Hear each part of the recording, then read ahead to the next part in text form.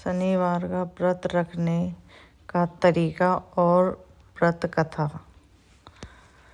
शनि देव को प्रसन्न करने के लिए यह व्रत शनि देव की कृपा और आशीर्वाद प्राप्त करने के लिए किया जाता है, जिन्हें न्याय और कर्मों का देवता माना जाता है।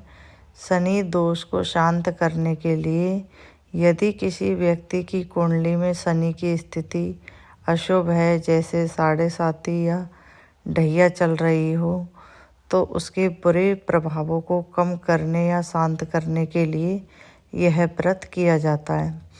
कष्टों से मुक्ति। ऐसा माना जाता है कि शनि देव की अशुभ दृष्टि से उत्पन्न होने वाले कष्टों, बाधाओं, बीमारियों और आर्थिक परेशानियों से छुटकारा पाने के लिए यह व्रत अत्यंत लाभकारी होता है।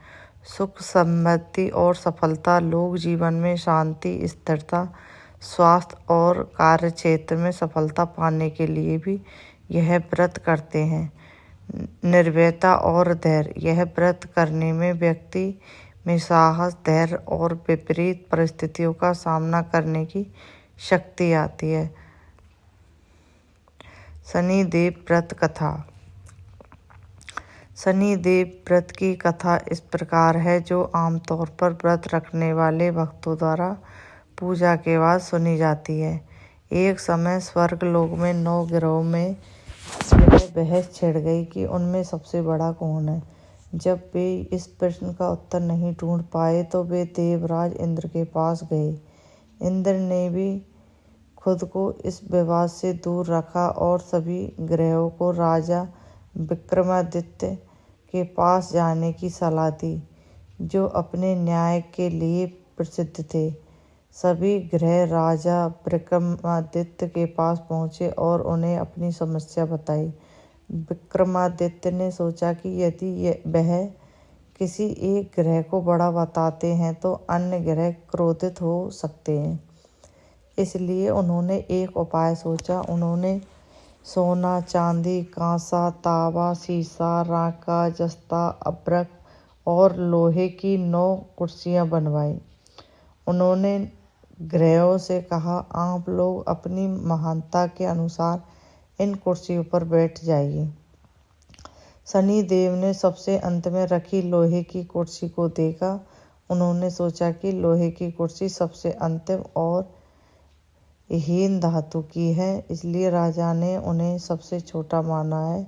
शनि देव को क्रोधित हो गए और उन्होंने राजा से कहा, हे राजन, आपने मुझे सबसे छोटी धातु की कुर्सी दी है। क्या आप नहीं जानते कि मैं सूर्यपुत्र हूँ और सभी ग्रहों में न्याय का देवता हूँ? मेरा प्रकोप आपके ऊपर अवश्य आएगा।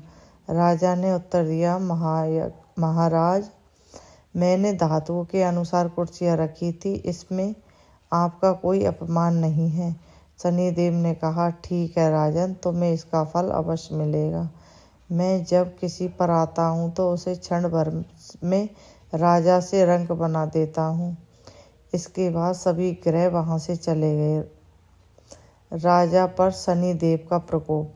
कुछ समय बाद राजा विक्रमादित्य पर शनि की 7.5 शुरू हुई। सबसे पहले राजा विक्रमादित्य पर चोरी का आरोप लगा। एक दिन जब राजा एक राज्य की यात्रा पर थे तो एक सेठ ने उनके ऊपर अपना कीमती हार चोरी करने का झूठा आरोप लगा दिया। राजा को कारागार में डाल दिया गया और बाद में उसके हाथ पैर काट दिए गए और उन्हें शहर से बाहर फेंक दिया गया।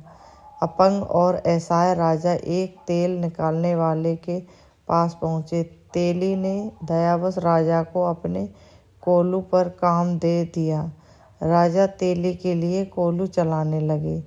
जब वह कोलू चलाते हुए एक बार गाना गाने लगे तो उनका गाना सुनकर उस नगर की राजकुमारी मोहित हो गई।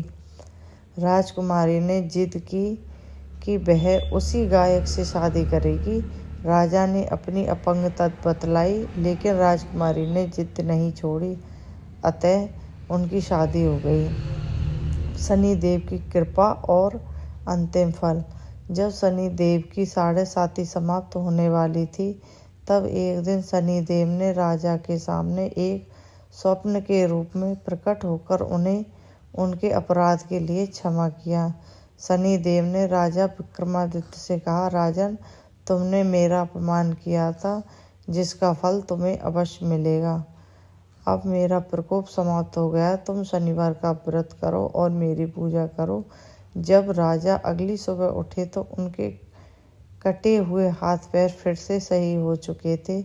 उन्हें अपना खोया हुआ राज्य और मान सम्मान वापस मिल गया। राजा विक्रमादित्य ने इसके बाद पूरे जीवन शनिदेव की पूजा की। कथा का सार। इस कथा का सार यह है कि शनिदेव अपने भक्तों को उनके कर्मों का फल अवश्य देते हैं। जो भी व्यक्ति शनिदेव की पूजा और व्रत सच्चे मन से करता है, शनिदेव उनके कष्टों को दूर कर